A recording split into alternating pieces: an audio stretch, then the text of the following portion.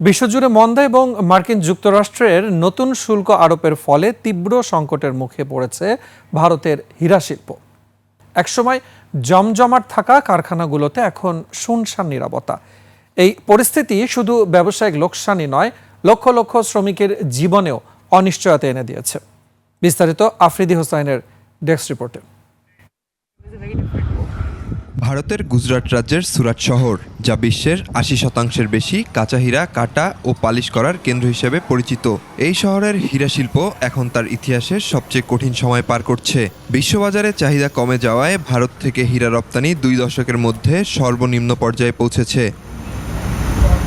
এই পরিস্থিতির মূল কারণ চীনের বাজারে দুর্বল চাহিদা এবং মার্কিন প্রেসিডেন্ট ডোনাল্ড ট্রাম্পের নতুন শুল্ক নীতি। যুক্তরাষ্ট্র ভারতের হীরা ও গহনা শিল্পের সবচেয়ে বড় বাজার, যেখানে বার্ষিক $28.5 বিলিয়ন রপ্তানি হয়। 27 আগস্ট থেকে দ্বিগুণ হয়ে 50% হওয়ার কথা রয়েছে। এ নিয়ে রপ্তানিতে তৈরি হয়েছে গভীর অনিশ্চয়তা। এই সংকটের সরাসরি প্রভাব পড়ছে শ্রমিকদের উপর। সুরাটের 42 বছর বয়সী কারখানা মালিক শৈলেশ মাকুঙ্গিয়া বলেন, কাঁচামালের উচ্চ মূল্য ও ক্রেতা চাহিদা কমের ফলে লোকসান গুনতে হচ্ছে কারখানা মালিকদের।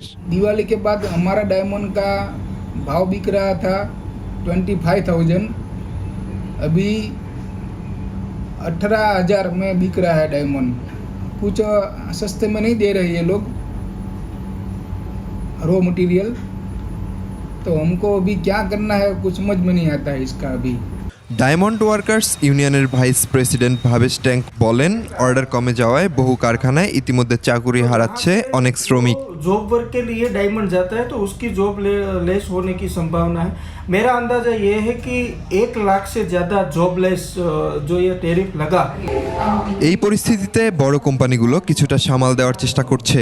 কিছু বড় ব্যবসায়ী তাদের কার্যক্রমের অংশবিশেষ বতসোয়ানার মতো দেশগুলোতে সরিয়ে নেওয়ার কথা ভাবছেন, কারণ সেখানে মার্কিন শুল্কের হার 15%। কিন্তু ছোট ব্যবসায়ীদের জন্য পরিস্থিতি খুবই কঠিন।